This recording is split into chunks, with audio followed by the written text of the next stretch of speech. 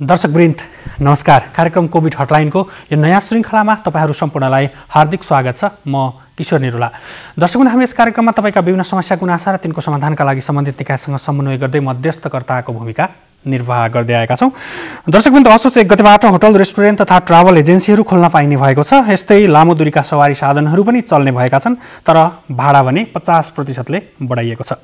विद्यार्थी सिकाइ सहजीकरण निर्देशिका 2077 को परिधिभित्र रहेर असोज 1 गतेबाट विद्यालय सञ्चालन गर्न र नेपाल सरकारले तोकेको मापदण्ड पूर्ण रूपमा पालना गर्दै अनुमति प्राप्त कक्षामा भर्ना गर्नको लागि नेपाल सरकारले अनुमति प्रदान गरेको छ, जस अनुरूप असोज 1 गतेबाट विद्यालयहरू पनि सञ्चालन हुने भएका छन् र यस वर्षको शैक्षिक सत्र खेर नजाने गरी पाठ्यवस्तु समायोजन ढाँचा सार्वजनिक भएपछि विद्यालयहरू खुल्ने भएका हुन् र सो निर्णय पनि गरिएको। त्यसैगरी मन्त्रालयले मानसिक स्वास्थ्यसँग सम्बन्धित विषयमा विभिन्न खालका परामर्श र विभिन्न खालका प्रयासहरू पनि जारी राखेको छ। पछिल्लो समय मानसिक स्वास्थ्यसँग सम्बन्धित विषयमा विभिन्न खालका प्रश्न र जिज्ञासाहरू उठिरहँदाखेरि यो विषयमा स्वास्थ्य तथा जनसङ्ख्या मन्त्रालयले यो प्रयास पनि सुरु गरेको। त्यसैगरी सुदूरपश्चिम प्रदेश अन्तर्गत रहने विभिन्न खालका कोरोना सङ्क्रमणसँग सम्बन्धित विषयमा हामीलाई जिज्ञासाहरू प्राप्त भएका छन्। यो विषय पनि हामी आज जोड्दैछौँ। कार्यक्रममा प्रवेश गर्नुभन्दा अगाडि तपाईँले समस्या र गुनासो राख्ने सम्पर्क माध्यमहरू तपाईलाई यति बेला प्रस्तुत गर्दैछौँ। कार्यक्रम कोभिड हटलाइनमा कोरोना भाइरस कोभिड-19 का कारण सिर्जना भएका विभिन्न समस्या वा गुनासो राख्नका लागि सम्पर्क माध्यमहरू फोन, एसएमएस र भाइबरका लागि 98 427 49 075, Facebook NTV response, email ntvcovid19response@gmail.com। दर्शकवृन्द, पछिल्लो समय जसरी कोरोना भाइरसको सङ्क्रमण नेपालमा बढ्दै जाँदाखेरि यसबाट सिर्जना भएका अनेक क्षेत्र प्रभावित बनिरहँदाखेरि व्यक्ति स्वयंमा पनि मानसिक खालका समस्याहरू सिर्जना भएका भनेर हामीलाई दिनानुदिन त्यसका समस्याहरू पनि आउने गरेका छन्। सँगसँगै स्वास्थ्य तथा जनसङ्ख्या मन्त्रालयले पनि विभिन्न खालको प्रयासहरू पनि सुरु गरेको छ। यसमा हेल्पलाइनका कुराहरू, हटलाइनका कुराहरू, सँगसँगै त्यहाँ परामर्शका लागि चाहिँ विभिन्न व्यक्तित्वहरू तोक्नेदेखि लिएर विभिन्न खालका प्रदेशगत रूपमा पनि विभिन्न खालका प्रयासहरू गरेको छ। किन कसरी काम गरिरहेको छ स्वास्थ्य तथा जनसङ्ख्या मन्त्रालयले, विशेष गरी मानसिक स्वास्थ्यसँग सम्बन्धित विषयमा रहेर के कस्ता कामहरू भएका छन्, कसरी अगाडि बढिरहेको छ, यो विषयमा जान्नको लागि र यो विषयमा जानकारी दिनको लागि यति बेला हाम्रो प्रत्यक्ष भाइबर सम्पर्कमा स्वास्थ्य तथा जनसङ्ख्या मन्त्रालयका प्रमुख विशेषज्ञ डाक्टर रोशन पोखरेल आइसक्नु भएको छ। डाक्टर साहब, स्वागत छ यहाँलाई कार्यक्रममा। नमस्कार, धन्यवाद। विशेष गरी मैले भूमिकामा पनि अलिकति जोडेँ। पछिल्लो समय मानसिक स्वास्थ्यसँग सम्बन्धित विषयमा विभिन्न खालका जिज्ञासाहरू हामीलाई पनि प्राप्त हुने गरेका छन् र लकडाउन लम्बिएसँगै यसले चाहिँ विभिन्न खालका समस्याहरू व्यक्तिमा स्वयंमा पनि देखिने गरेको छ। अब स्वास्थ्य तथा जनसङ्ख्या मन्त्रालयले यो मानसिक स्वास्थ्यको विषयमा के कसरी ध्यान दिएको छ र कसरी काम गर्दै हुनुहुन्छ, यहीँबाट सुरु गरौँ न। हजुर, यसमा अब यो अहिले चाहिँ मानसिक स्वास्थ्य सम्बन्धी विषयमा हामी स्वास्थ्य मन्त्रालयले मात्रै नभइकन मानसिक स्वास्थ्य समाज जुन छ र मनोचिकित्सक समाज जुन छ उहाँहरूसँगै कोअर्डिनेट गरेर हामीले दुई तीनवटा कार्यक्रमहरू अगाडि बढेका छौँ। यसमा चाहिँ हामीले हटलाइन नम्बर पनि हामीले दिइसक्नुभयो।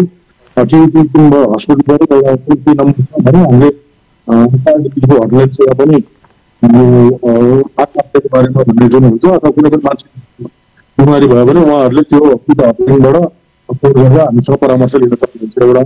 अब अर्को पाटो चाहिँ के छ भने हामीले मनोचिकित्सक समाज र साइकोलोजिकल समाजबाट चाहिँ हामीले के गरेका छौँ भने उहाँहरूलाई कुनै पनि कुराहरू आयो भने फोन सम्पर्कबाट हुन्छ भने फोनबाट सम्पर्क गर्ने, यदि नहुने रहेछ भने सम्बन्धित अस्पताल जुन छ नजिकैको अस्पतालमा त्यहाँ गएर चाहिँ उहाँले त्यो परामर्श लिन सक्नुहुन्छ। त्यसको बारेमा चाहिँ हामीले कोअर्डिनेट गरिरहेको छौँ। जस्तो हटलाइनको विषयमा कुरा गर्नुभयो, त्यहाँ कसरी सम्पर्क गर्न सकिन्छ र कस्ता व्यक्ति कतिसम्म प्रभावित व्यक्तिहरूले त्यहाँ सम्पर्क गर्न सक्नुहुन्छ र त्यहाँबाट प्राप्त गर्ने सेवा सुविधा कस्तो हो? त्यहाँबाट प्राप्त गर्ने सेवा चाहिँ दुईटै हटलाइनबाट चाहिँ साइकियाट्रिस्ट नै बस्नुहुन्छ, साइकोलोजिस्टहरू नै बस्नुहुन्छ। उहाँहरूले चाहिँ टेलिफोनमा सम्पर्कमा कसैले गर्नुभयो भने उहाँहरूले उहाँहरूको प्रश्नहरूको उत्तर दिने कोसिस गर्नुहुन्छ। त्यसमा साइकोलोजीबाट का साथीहरू पनि हुनुहुन्छ भने साइकियाट्रिस्ट मनोचिकित्सकहरू पनि त्यसमा हुनुहुन्छ।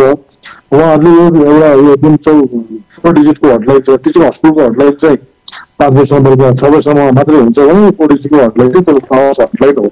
यसमा चाहिँ हामीले आत्महत्या हटलाइन भनेर राखेका पनि यसमा कुनै पनि मनोसामाजिक समस्या भएका व्यक्तिहरूले त्यो हटलाइनमा फोन गरेर सेवा लिन सक्नुहुन्छ। त्यसको बापत उहाँहरूलाई कुनै पैसा लाग्दैन र त्यसमा हामीले परामर्श दिने मिल्नेलाई परामर्श दिन्छौँ र यदि परामर्शले मात्र नपुग्ने रहेछ भने उहाँको नजिकैको अस्पतालसँग हामी कोअर्डिनेट गर्छौँ। हटलाइन चाहिँ कति छ डाक्टर साहब?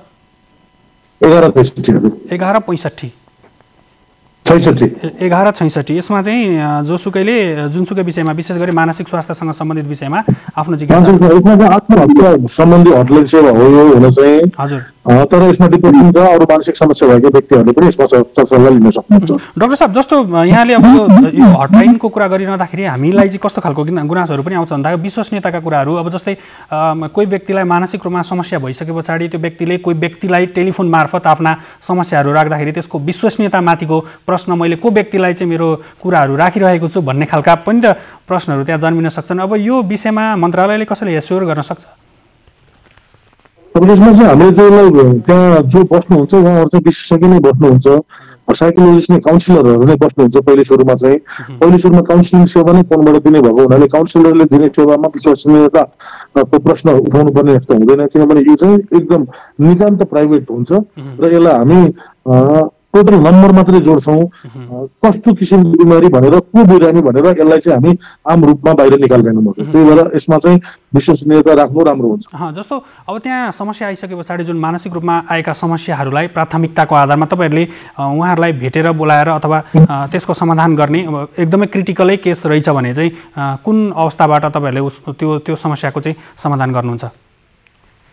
त्यसमा दुई थरी हुन्छ, एउटा चाहिँ काउन्सिलिङको पाटोले मात्रै निको हुन्छ भने दर्शकवृन्द हामी हजुर डाक्टर साहब काउन्सिलिङले मात्रै निको हुन्छ, उहाँसँग कुराकानी मात्रै गर्दा निको हुन्छ भने हामी त्यो काउन्सिलर थ्रुबाट काउन्सिलिङ गर्नेछौँ जुन चाहिँ प्रभावकारी नै हुन्छ 1 नम्बरमा। 2 नम्बरमा काउन्सिलिङले मात्रै नपुग्ने तर त्यस्ता बिरामीलाई कहिले काहीँ भर्नै गर्नुपर्ने अथवा मानसिक रोग विशेषज्ञले औषधि उपचार गर्नुपर्ने जस्तो देखियो भने उहाँको नजिकै कुन चाहिँ अस्पताल छ त जहाँ चाहिँ मानसिक रोग विशेषज्ञ हुनुहुन्छ त्यस्तो ठाउँमा प्रश्न गर्ने अथवा त्यहाँ जानुहोस् भनेर उहाँ दर्शकवृन्द हामी कुराकानी गर्दैछौँ स्वास्थ्य तथा जनसङ्ख्या मन्त्रालयका ओके डाक्टर साहब पुनः स्वागत छ यहाँलाई। फेरि भाइबर डिस्कनेक्ट भयो। हजुर हजुर हजुर हजुर जोड्नु भयो हुन्छ सरले?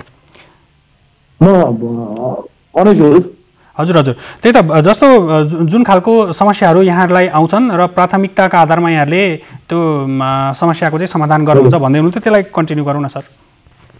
हजुर त्यसमा भनिहालेँ मैले काउन्सिलिङ मात्रै चाहिनेलाई काउन्सिलिङ गर्छु भने यदि उहाँको अवस्था काउन्सिलिङ भन्दा बढी आवश्यकता छ, उहाँलाई औषधि उपचार पनि पर्छ, उहाँलाई भर्ना गर्नुपर्ने हुन्छ भने हामी औषधि उपचार कहाँ गर्न सकिन्छ उहाँको नजिकै वा भर्ना गर्नुपर्ने कुन ठाउँ नजिकै छ त्यो ठाउँमा उहाँलाई भन्दा पनि उहाँका परिवारलाई त्यो जानकारी दिएर उहाँलाई त्यहाँ प्रेषण गर्ने हामी व्यवस्था मिलाउँछौँ। जस्तो डाक्टर साहब अब स्वास्थ्य तथा जनसङ्ख्या मन्त्रालयले जुन हटलाइन सुरु गरिसके पछाडि देशभरबाट यो लकडाउनको समयमा अब कस्ता खालका समस्याहरू चाहिँ बढी आए तपाईँहरूलाई र तिनको समाधानको रेसियो तपाईँहरूले कसरी गर्नुभयो? यसलाई अलिकति तथ्याङ्कगत रूपमा जाउँ न, के गर्न सकिन्छ? यसमा चाहिँ मेन चाहिँ 2टा किसिमका आउँछन्। एउटा चाहिँ काउन्सिलिङ मात्रै गर्ने साथीहरू आउनुहुन्छ, उहाँहरू चाहिँ मलाई यस्तो गाह्रो भयो, मलाई सास फेर्न गाह्रो भयो, मलाई चाहिँ त्यसै पनि कोभिड लाग्यो जस्तो भइरहन्छ, म घरबाट ननिस्किँदा पनि अब घरमा बसिरहँदाखेरि एउटा भित्री लगातार भाइबरमा हाम्रो डिस्कनेक्ट भइरहेको छ। दर्शकवृन्द हामी कुराकानी गर्दैछौँ स्वास्थ्य तथा जनसङ्ख्या मन्त्रालयका प्रमुख विशेषज्ञ डाक्टर रोशन पोखरेलसँग। फेरि जोडिसक्नु भएको छ डाक्टर साहब। हजुर घरमा बसिरहँदाखेरि एउटा वितृष्ण हुने, घरमा भएका घरेलु हिंसाका कुराहरूदेखिबाट लिएर घरमा भएका बच्चाहरू स्कुल जान नपाएर जुन मनोसामाजिक उहाँहरूको असर परेको हुन्छ त्यस्ता समस्या लिएर प्यारेन्ट्सहरूले कल गर्नुहुन्छ। एउटा बाटो त्यो छ। अर्को बाटो के छ भने डिप्रेसन। हजुर हामी कुराकानी गर्ने प्रयत्न गरिरहेका छौँ। भाइबरमा फेरि पनि डिस्कनेक्ट भएको छ। हामी स्वास्थ्य तथा जनसङ्ख्या मन्त्रालयका प्रमुख विशेषज्ञ डाक्टर रोशन पोखरेलसँग मानसिक स्वास्थ्यसँग सम्बन्धित विषयमा के कस्ता गुनासाहरू मन्त्रालयमा आएका छन् र तिनको समाधानको रेसियो अथवा त्यसको तथ्याङ्कगत रूपमा कस्तो छ अवस्था भन्ने विषयमा जानकारी लिइरहेका छौँ। डाक्टर साहब फेरि पनि भाइबरले त्यति दुःख दिइरहेको छ। हजुर हजुर हजुर यसमा चाहिँ अब अरू चाहिँ कस्तो देखिन्छ भने एउटा ग्रुप चाहिँ कस्तो छ भने जो औषधिहरू खाइरहनु भएको छ 6 महिनादेखि अथवा भनौँ वर्षौं दिनदेखि लगातार औषधि खाइरहनु भएको छ, उहाँहरूले यो लकडाउनको कारणले चाहिँ सम्बन्धित डाक्टरलाई समयमा भेट्न नपाएर मेरो औषधि के गर्ने होला, मलाई गाह्रो भएको छ भन्ने कुराहरू चाहिँ आइरहेको छ अहिले हामीले हेर्दाखेरि यो हटलाइनहरूमा। अब यसलाई पनि हामीले कसरी समाधान गर्न सकिन्छ भनेर उहाँहरूलाई परामर्श दिइरहेका छौँ। भनेपछि दुईटै एउटा नयाँ केसहरू पनि देखिएको छ भने अर्को चाहिँ एउटा पुरानो केस फेरि पनि डिस्कनेक्ट भएको छ। भाइबर प्रविधि हो दर्शकवृन्द, अब कहिलेकाहीँ समस्या देखिन्छ। डाक्टर साहब हजुर उपचार नपाएर त्यसलाई के गर्ने भन्ने कुरामा चाहिँ नि अलिकति गाह्रो भइन्छ। दुईटै प्रकारलाई चाहिँ हामीले समाधान गर्ने कोसिस गरिरहेका छौँ। डाक्टर साहब, जस्तो यो आत्महत्यासँग सम्बन्धित विषयमै यहाँहरूले एउटा हटलाइन पनि सुरु गर्नु भएको छ। अब जुन मानसिक स्वास्थ्य समस्या भएका व्यक्तिले पनि त्यहाँ सम्पर्क गर्न सक्छन् होइन। आत्महत्याको विषयमा चाहिँ त्यस्ता खालका गुनासो अथवा आर्थिक रूपमा समस्या भएर लकडाउनको कारणले गर्दाखेरि चाहिँ म आत्महत्याको स्थितिमा पुगेँ भन्ने खालका प्रश्नहरू चाहिँ आउँछन् कि आउँदैनन्, अथवा त्यो व्यक्तिका त्यस्ता जिज्ञासाहरू आउँछन् कि आउँदैनन् समस्याहरू? त्यो चाहिँ अलिक कमै छ, आउनु त आइरहेको छ, नआएको होइन। उहाँहरू रुटिन कामहरू गर्न नपाएर घरमै बसिरहेर वितृष्णा बढेर अथवा पुरानो बिरामीको पनि डिप्रेसन बढेर आत्महत्याको सोचहरू ममा आइरहेको छ, के गर्ने होला भनेर उहाँहरूले त्यो सल्लाह पनि हामीसँग लिइरहनु भएको छ। अब आत्महत्या पूर्व चाहिँ उहाँहरूलाई जुन सोचाइहरू आउँछ, जो व्यक्तिलाई थाहा छ आत्महत्या बारम्बार आउनु थाल्यो, बाँच्न मन लाग्यो, मर्न मन लाग्यो भन्ने सोचाइहरू आउनु थाल्यो, मैले सल्लाह लिनुपर्छ भन्ने जुन सोचाइ आउँछ त्यो सोचाइलाई सल्लाहमा उहाँहरूले लिइरहनु भएको ताकत छ। जस्तो अब यो आत्महत्याको विषयमा कुरा गरिरहँदाखेरि चाहिँ लकडाउनकै कारणले गर्दाखेरि चाहिँ व्यक्ति आत्महत्यामा पुगेको अथवा त्योभन्दा अगाडिदेखिकै केही रिफ्लेक्सन चाहिँ लकडाउनले चाहिँ त्यसमा केही थप सहयोग गरेको आत्महत्यासम्म पुग्नको लागि भन्ने खालका चाहिँ तपाईँहरूको अध्ययनले अथवा त्यो विषयमा चाहिँ के कस्तो बुझेको छ स्वास्थ्य मन्त्रालयले, विशेष गरी लकडाउनकै कारणले व्यक्ति आत्महत्यासम्म पुगेको अथवा अगाडिको रिफ्लेक्सन चाहिँ त्यहाँ देखिएको भन्ने खालको विषय त्यहाँ जोडिन सक्छ होला? यसमा दुईटै अवस्थामा हामीले केही न केही फरक पाएका छौँ। अराउन्ड 20% जति चाहिँ आत्महत्याको केस यो लकडाउनको पिरियडमा बढेको हामीले अनुमान गरेका छौँ, 20% बढेको भनेर। त्यसमा दुईटै छ हजुर। एउटा चाहिँ नयाँ आत्महत्या गर्न मन लाग्ने यो आर्थिक कारणले र घरेलु हिंसाको कारणले आत्महत्याका लक्षण देखिएका भन्ने पनि मान्छेहरू आउनुभएको छ भने, अर्को चाहिँ जो बिरामी पहिलेबाट हुनुहुन्थ्यो उहाँहरूको औषधि नमिलेको कारणले लामो समयसम्म लकडाउन भइरहँदाखेरि उहाँहरूले परामर्श लिन नपाउनु भएको हुनाले उहाँहरूमा चाहिँ कोभिडको फियर बढेर, पुरानो रोग साथसाथै कोभिडको पनि फेर बढेर आत्महत्याका सोचाइहरू आउने चाहिँ बढेको छ। दुईटै बढेको छ। एउटा नयाँ केस पनि देखिएको छ र पुराना रोगीहरू जो हुनुहुन्छ, मानसिक रोगीहरू, उहाँहरूको औषधि उपचारमा चाहिँ लामो समय ग्याप अथवा भनौँ लामो समय चाहिँ उहाँहरूले फेरि प्रत्यक्ष रूपमा संलग्न हुन नपाएर, सहायता लिन नपाएर त्यस्ता व्यक्तिमा हत्या गर्ने लक्षणहरू देखिएको पनि दुईटै अवस्था हामी देखेका छौँ। जस्तो डाक्टर साहब, अब यो सङ्घीय मन्त्रालयमा जुन एउटा हटलाइन सुरु गर्दाखेरि प्रादेशिक रूपमा भएका समस्याहरू अथवा जिल्लाबाट आउने समस्याहरू एउटै हटलाइनमा सम्भव नहुन पनि सक्ला, कतिपय अवस्थामा फोन नलाग्ने अवस्था पनि हुन सक्ला, नउठ्ने सम्भावना, रिसिभ नहुने समस्या पनि हुन सक्ला। अब यसलाई चाहिँ प्रदेशगत रूपमा अथवा स्थानीय तहमै पनि चाहिँ लग्ने गरी ती समस्याहरूलाई चाहिँ तत्कालै समाधान गर्ने गरी चाहिँ के पहल गर्नु भएको छ यहाँहरूले? हामीले प्रदेश सरकारसँग यसको बारेमा, मानसिक रोगको बारेमा प्रदेश सरकारसँग हामीले मात्रै नभएर साइकेट्रिक एसोसिएसनको जुन प्रादेशिक उहाँहरूको संरचनाहरू छ त्यसलाई बुझाएर उहाँहरूसँग चाहिँ लोकल लेभलमा नै टेलिफोनिक सम्पर्क गर्ने हिसाबले अगाडि बढेका छौँ। अब मेन यो 4 डिजिट नम्बर हुँदाखेरि चाहिँ फोन नलाग्ने भन्ने हुँदैन, फोन लागिहाल्छ। पिकअप मात्रै यतापट्टि व्यक्तिहरू कम हुनु भने पिकअप अलिक ढिलो हुन्छ, धेरै फोन आउँदाखेरि भन्ने मात्रै हो। नभए फोन नलाग्ने समस्या प्रायः हुँदैन। तर लोकल लेभलमा चाहिँ प्रदेश 1मा भन्नुहुन्छ भने उहाँहरूले पनि हटलाइन सेवा सुरु गर्नुभएको छ, तर त्यो चाहिँ नर्मल फोन डिजिट भएको हुनाले त्यस्तोमा चाहिँ अलिकति समस्या देखिएको छ। त्यसलाई पनि हामीले प्रादेशिक रूपमा छलफल गरेर इन्डिभिजुअल आस्पेक्टबाट प्रादेशिक गभर्मेन्टले यो सेवाहरू 2-3वटा प्रदेशमा सुरु भइसक्यो। जस्तो यो हटलाइनको विषयमा चाहिँ यो 24 घण्टा चाहिँ गुनासो राख्न सकिने हो कि के हुन्छ यसमा? 24 घण्टा? डाक्टर साहब, एउटा हामीलाई गुनासो चाहिँ हामीलाई टिपाउनु भएको थियो, जस्तो यो लकडाउन सुरु भइसके पछाडि चाहिँ पाचन प्रणालीमा असर पुर्याउँछ, शरीर चङ्गा र छरितो नहुने, किन यस्तो हुन्छ? यो लकडाउन र निषेधाज्ञाकै कारणले गर्दाखेरि मलाई भएको हो कि अरू केही रोगहरू हो भनेर एउटा जिज्ञासा टिपाउनु भएको थियो, के भन्न सकिन्छ यसमा? अब यसमा इन्डाइजेसनको पाचन शक्तिको अलिकति कमजोरी भएको कारण चाहिँ लकडाउनमा उहाँको मुभमेन्ट अलिकति कम भयो भनेर हो, एक्सर्साइज कम भयो भन्ने हुन्छ। यदि त्यो सबै राम्रै छ भने आलस्यता बढ्ने, अल्छी लाग्ने भयो भने चाहिँ अलिकति कहिलेकाहीँ एन्जाइटीको लक्षण अथवा हल्का डिप्रेसनको लक्षण हो कि भन्ने पनि डर हुन्छ। त्यही भएर उहाँले यो परामर्श केन्द्रबाट परामर्श लिनुभयो भने राम्रो। डाक्टर साहब, अन्त्यमा जस्तो अब मानसिक स्वास्थ्य समस्या भएका अथवा हुन सक्ने सम्भावित व्यक्तिहरूलाई यहाँको सुझाव के रहन्छ छोटकरीमा? यसमा दुईटै चिज छ। पहिले सुरुमा चाहिँ जसलाई मानसिक समस्या छ उहाँहरूले कृपया बारम्बार आफ्नो जो डाक्टरसँग देखाइरहनु भएको थियो, जहाँ कन्सल्टेसन गरिरहनु भएको थियो, त्यो कन्सल्टेसनलाई यथावत राख्नु होला। ग्याप भयो भन्दैमा कन्सल्टेसन छोडिदिन मिलेन। फोनमा हुन्छ, भाइबरमा हुन्छ, कुनै पनि तरिकाले टेलिमेडिसिनकोबाट तरिकाले हुन्छ भने पनि त्यो कन्सल्टेसन कन्टिन्यू गर्नु पर्यो। आफ्नो नजिकैको स्वास्थ्य केन्द्रमा गएर पनि बुझ्न सकिन्छ। अर्को कुरा यो चाहिँ अहिले जटिल अवस्थामा जुन सुरुमा चाहिँ भनौँ हामी यो लकडाउनको कम्प्लिट लकडाउनको पिरियडमा हुँदाखेरि चाहिँ मानसिक समस्या स्पेसली बच्चाहरूमा, स्कुल गोइङ चिल्ड्रेनहरूमा, घरमा बस्ने महिलाहरूमा घरेलु हिंसादेखिबाट लिएर बुढाबुढीमा चाहिँ बाहिर निक्लिन नपाएर एउटा ओल्ड एजको कारणले गर्दा डिप्रेसन एन्जाइटी चाहिँ बढेको हामीले पाएका छौँ। तसर्थ हाम्रो चाहना चाहिँ के हो भने यसमा चाहिँ लकडाउन अब बिस्तारै खुकुलो हुँदै गएको अवस्थामा आफ्नो स्वास्थ्यलाई ध्यानमा राखेर हाम्रो स्वास्थ्य मन्त्रालयले गरेको स्वास्थ्यका कुराहरूलाई मध्यनजर गर्दै जुन SMS भन्छौँ हामी त्यसलाई मध्यनजर गर्दै आफ्नो दैनिक क्रियाकलापहरू बिस्तारै सुरु गर्नु पर्यो नम्बर 1। नम्बर 2 त्यसमा चाहिँ यो डिस्टेन्स मेन्टेन गर्ने, मास्क प्रयोग गर्ने, सेनिटाइजेसन गर्ने कुरा यथावत राख्दै जानु पर्यो। लकडाउनको कारणले घरैभित्र बसिरहेको कारणले आर्थिक समस्या, सामाजिक समस्या पनि देखिएको छ। यसको लागि चाहिँ मेन हामीले रुटिन व्यवस्थापनलाई अझै ध्यान दिनुपर्ने हो। यसलाई छुट्टी जस्तो रूपमा नलिएर बिहान टाइममा उठ्ने, आफ्नो रुटिन एक्सर्साइजहरू गर्ने, टाइममा खाना खाने, लागु पदार्थ दुर्व्यसनहरूबाट बच्ने र निन्द्रालाई टाइम टेबलमा मिलाउने भनेपछि हाम्रो स्लिप एपेटाइट भन्छौँ, निन्द्रा, खाना, आफ्नो काम, आफ्नो सरसफाइ र आफ्नो इन्भाइरोमेन्टको बारेमा अलिकति ध्यान दिन सक्यौँ, आफ्नो रुटिन मेन्टेन गर्न सक्यौँ, एक्सर्साइज होस्, योगा होस्, मेडिटेसन होस्, जसरी पनि आफूलाई इन्भल्भ गर्न सक्यौँ र भन्नुहोस् न अहिले भइरहेको सञ्चार माध्यमका कुराहरूबाट हामीले जस्तै भाइबरबाट, टिभीबाट, जोसँग जे छ त्यसबाट केही न केही टाइमबाट यसको इन्फर्मेसनहरू चाहिँदो इन्फर्मेसन लिन सक्यौँ भने हामी यो लकडाउनको पिरियडमा चाहिँ मानसिक समस्यामा जाँदैनौँ भन्ने बुझिन्छ। हुन त अब खुल्दै गएको अवस्थामा यसलाई पनि कसरी अगाडि बढाउने भनेर हेर्नु पर्यो। यसलाई डर लाग्यो भन्नेमा त्यत्तिकै बस्दिनु भएन, डर लाग्न पाइयो तर डरैले झन् प्यानिक हुन भएन भन्ने मात्रै कुरा हो। त्यस्तो प्यानिक अवस्था आउन थाल्यो, घर परिवारले नै कुनै व्यक्तिमा परिवर्तनहरू देख्नुभयो, अलिकति टोलाएर बस्ने, एक्लै बस्ने, पहिले जस्तो घुलमिल नगर्ने भने जस्तो देखियो भने कृपया उहाँहरूले हामीसँग भएको हटलाइन नम्बरहरूबाट परामर्श लिनुहोस्, नजिकैको अस्पतालमा जानुहोस्। केही पनि होइन भनेर भन्दाखेरि झन् सजिलो हुन्छ, तर भोलिका दिनमा केही भइसकेपछि त्यसलाई उपचार गर्न अलिकति गाह्रो हुन्छ। त्यही भएर प्रिभेन्सनको पाटोमा हामी जान सक्यौँ भने पक्कै पनि केही फाइदा हुन्छ। हुन्छ डाक्टर साहब, यहाँको यो महत्त्वपूर्ण समय र जानकारीको लागि धेरै धेरै धन्यवाद।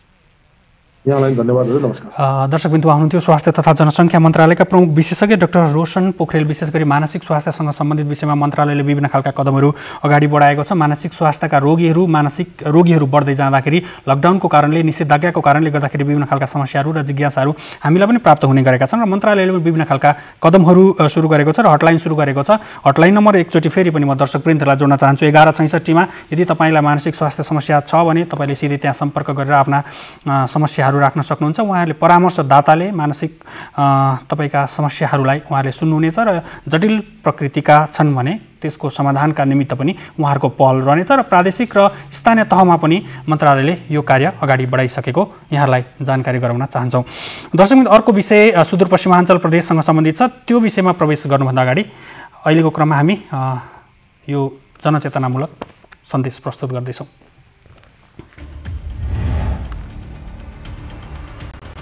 समस्या वा गुनासो राख्नको लागि सम्पर्क नम्बरहरू। शान्ति सुरक्षा सम्बन्धी सहयोगका लागि नेपाल प्रहरीको 100। कुनै पनि समस्या परेमा वा गुनासो गर्नु परेमा हेलो सरकारको 1111। बजारमा कृत्रिम अभाव वा अत्याधिक महँगी बढेमा वाणिज्य आपूर्ति तथा उपभोक्ता संरक्षण विभागको 1137। स्वास्थ्य सम्बन्धी जानकारी वा सहयोग लिन परेमा स्वास्थ्य तथा जनसङ्ख्या मन्त्रालयको 1115 वा 1133। वैदेशिक रोजगार सम्बन्धी समस्या वा गुनासो भएमा श्रम कल सेन्टरको 1141। कोभिड-19 महामारीको समयमा मानसिक रूपमा स्वस्थ रहनका लागि ध्यान दिनुपर्ने कुराहरू। सकारात्मक सोचको विकास गर्ने, आफ्ना लागि समय निकाल्ने र धेरै तनावमा नरहने, सृजनात्मक क्रियाकलापमा सहभागी हुने, नियमित व्यायाम र आराम गर्ने, मनका कुरा साथीभाइ वा आफन्तलाई भन्ने, रोग प्रतिरोधात्मक क्षमता बढाउन स्वस्थ खानपिन गर्ने, घरायसी काममा सहयोग गर्ने बानी विकास गर्ने, अनावश्यक हल्लाको पछि नलाग्ने। मानसिक रूपमा स्वस्थ बनाऊ, कोरोना भाइरसलाई परास्त गरौं। हामी यदि बाहिरबाट आएका छौँ भने हामीहरूले चाहिँ परीक्षण गर्नुपर्ने हुन्छ। दोस्रो कुरा भनेको यदि हामी बाहिरबाट आएको व्यक्ति को हामी सम्पर्कमा छौँ र यदि ऊ पोजिटिभ भएको छ भने पनि उसको सम्पर्कमा भएका भेटेका मान्छेले चाहिँ हामीले चाहिँ परीक्षण गर्नु पर्यो। तेस्रो कुरा भनेको जसलाई लक्षण देखिन्छ, जस्तो चाहिँ अब ज्वरो आउनु, सुक्खा खोकी लाग्नु, सास फेर्न गाह्रो हुनु, अथवा एउटा टिपिकल लक्षण के छ भने कोरोना हो कि होइन भन्नको लागि यदि स्वाद र गन्ध दुवैमा अथवा स्वाद र गन्धमध्ये एकमा यदि चाहिँ हरायो भने त्यो अवस्था चाहिँ हामीले चाहिँ PCR टेस्ट चाहिँ हामीले गर्नुपर्ने हुन्छ। स्वाब दिइसकेपछि हामी चाहिँ आफ्नै घरमा अथवा चाहिँ आफू बसेको ठाउँमा हामी क्वारेन्टिनमा बसे जस्तो गरेर हामी चाहिँ कसैसँग नभेट्ने। यदि चाहिँ हामी चाहिँ घरबाट बाहिर निस्किन पर्यो भने जस्तो चाहिँ सही तरिकाले चाहिँ मास्क लगाउने, ग्लोभ्स लगाउने, चस्मा लगाउने, अनि त्यसपछि व्यक्तिगत दूरी चाहिँ कायम गर्ने, हात चाहिँ सेनिटाइज गरिरहने, त्यो गरेर चाहिँ हामी चाहिँ रिपोर्ट आउने बेलासम्मको लागि सेल्फ क्वारेन्टाइनमा चाहिँ हामी बस्नुपर्ने हुन्छ। पोजिटिभ भएको छ भने जब चाहिँ हामीलाई फोन आउँछ त्यसपछि चाहिँ हामीले के गर्नुपर्ने हुन्छ भने तीनटा चाहिँ उपाय हुन्छ। एउटा कुरा भनेको हामी चाहिँ जस्तो चाहिँ होम आइसोलेसनमा बस्नको लागि, जस्तो हाम्रो चाहिँ छुट्टै फ्ल्याट छ अथवा छुट्टै घर छ हामी भने त्यो अवस्थामा चाहिँ हामी चाहिँ होम आइसोलेसनमा बस्नु चाहिँ राम्रो हुन्छ। यदि चाहिँ हामीलाई होम आइसोलेसनमा बस्ने चाहिँ वातावरण छैन अथवा हामीले एउटा अथवा दुईवटा कोठा लिएका छौँ, धेरैजना परिवार छौँ भने दोस्रो विकल्प भनेको हामी आइसोलेसन केन्द्रमा जाने र हामीले चाहिँ ओडासँग सम्पर्क गर्ने अथवा चाहिँ हामीलाई जसले फोन गर्नुहुन्छ उहाँसँग सम्पर्क गर्ने र आइसोलेसन केन्द्रमा जाने। र तेस्रो भनेको यदि हामीलाई कडा लक्षण देखिएको छ भने त्यो अवस्थामा हामीहरू चाहिँ हस्पिटल नजाने। यसरी चाहिँ हामीले चाहिँ आफूलाई चाहिँ म्यानेज गर्नुपर्ने हुन्छ। दर्शकबिन तपाईँका विभिन्न समस्या, जिज्ञासा र गुनासाहरू हामी हरेक दिन लिने गर्छौँ आइतबारदेखि शुक्रबारसम्म र आइतबारदेखि शुक्रबारसम्म 12:30 बजे र शनिबारको दिन 11:30 बजे यो कार्यक्रम लिएर उपस्थित हुने गरेका छौँ र नेपाल दूरसञ्चार प्राधिकरणले हामीसँग सहकार्य गरेको छ।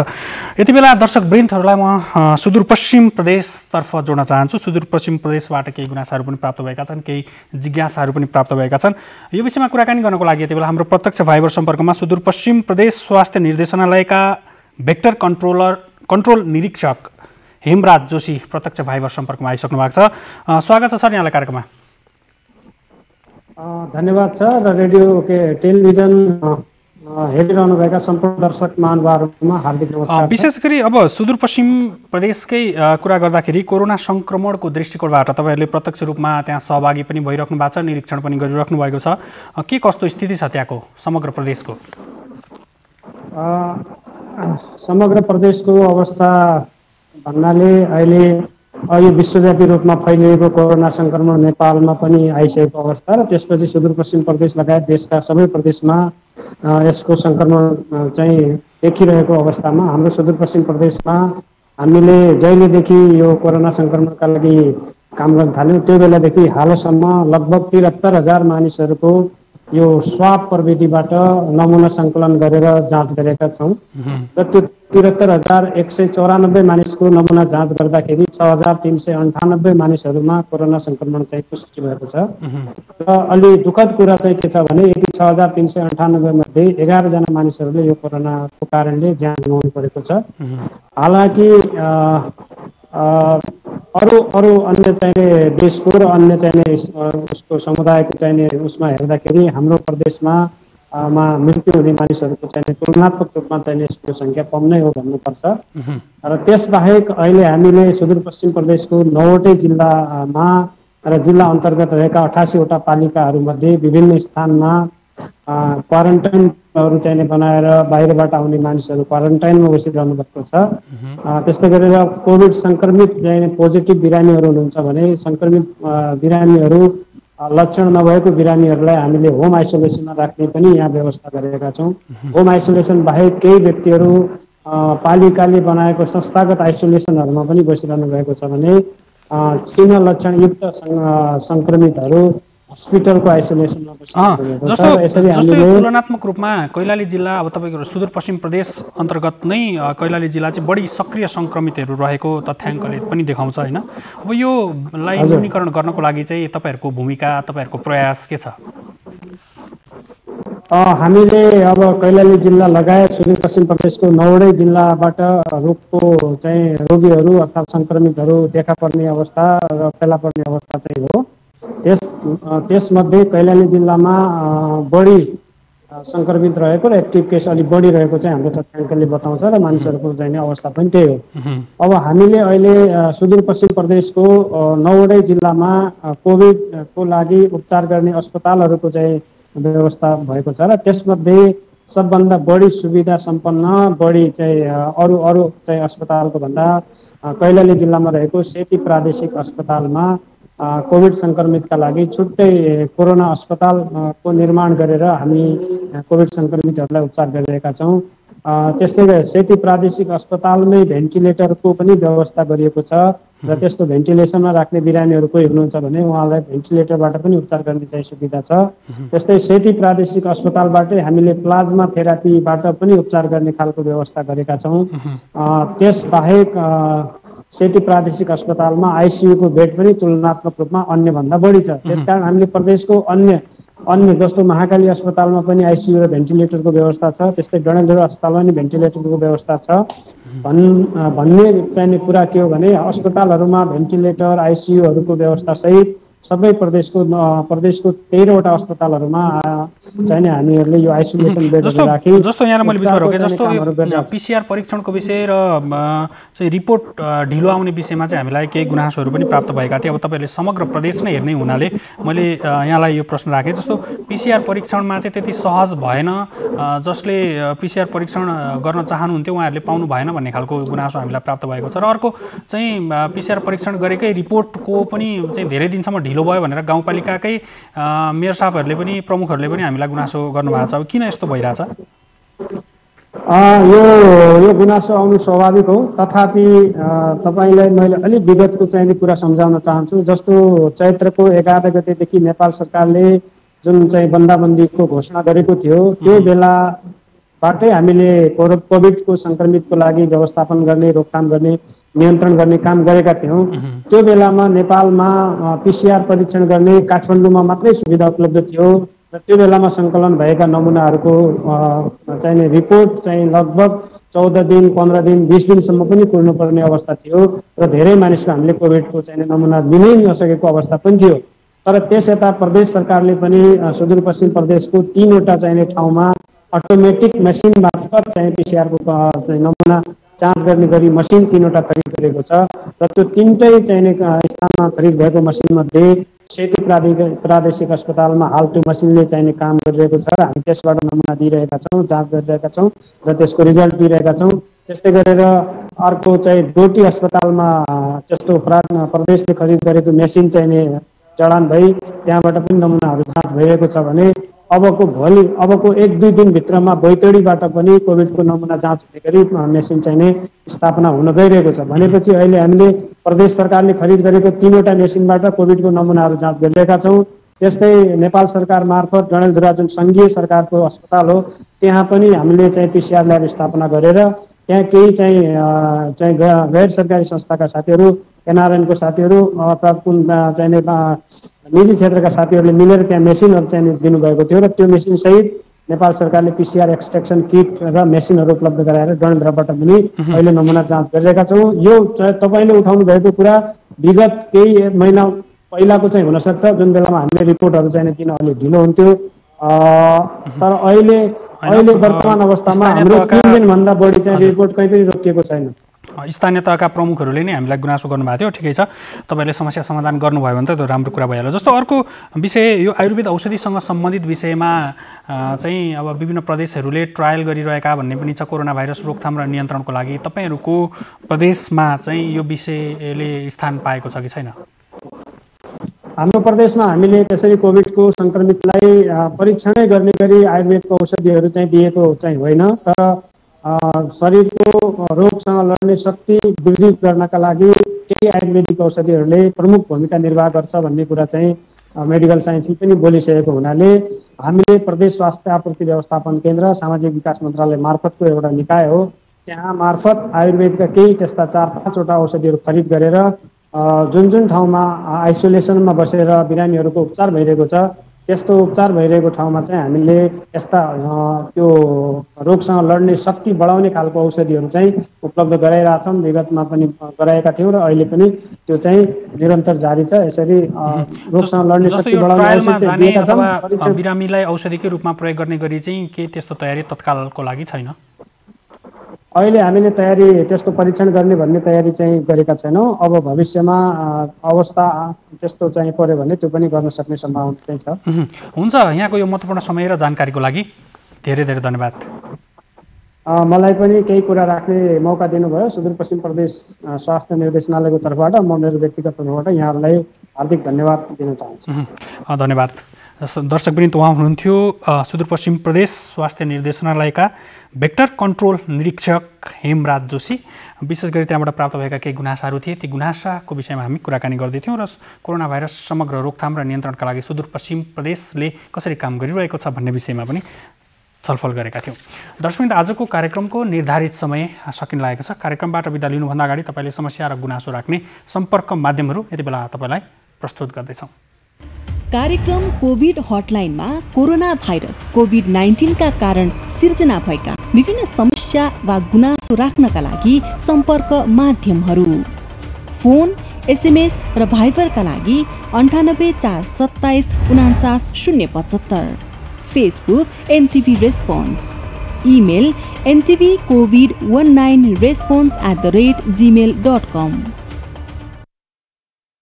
दर्शकवृन्द, हामीले आज दुईवटा विषय महत्त्वपूर्ण विषयमा छलफल गऱ्यौँ। विशेष गरी मानसिक स्वास्थ्यसँग सम्बन्धित विषयमा स्वास्थ्य तथा जनसङ्ख्या मन्त्रालयले विभिन्न खालका प्रयासहरू गरिरहेको छ, त्यो विषयमा कुराकानी गरेका थियौँ। र मानसिक स्वास्थ्य समस्या भएका र मानसिक स्वास्थ्य समस्या हुनसक्ने व्यक्तिले 1166 सिधै सम्पर्क गरेर त्यहाँको हटलाइनमा आफ्ना कुराहरू राख्न सक्नुहुन्छ, परामर्श लिन सक्नुहुन्छ भनेर स्वास्थ्य तथा जनसङ्ख्या मन्त्रालयले जनाएको छ। यो विषयमा महत्त्वपूर्ण छलफल गऱ्यौँ। त्यसै गरी सुदूरपश्चिम प्रदेशसँग सम्बन्धित विषयमा उठेका विभिन्न जिज्ञासाहरूको विषयमा पनि छलफल गरेका थियौँ।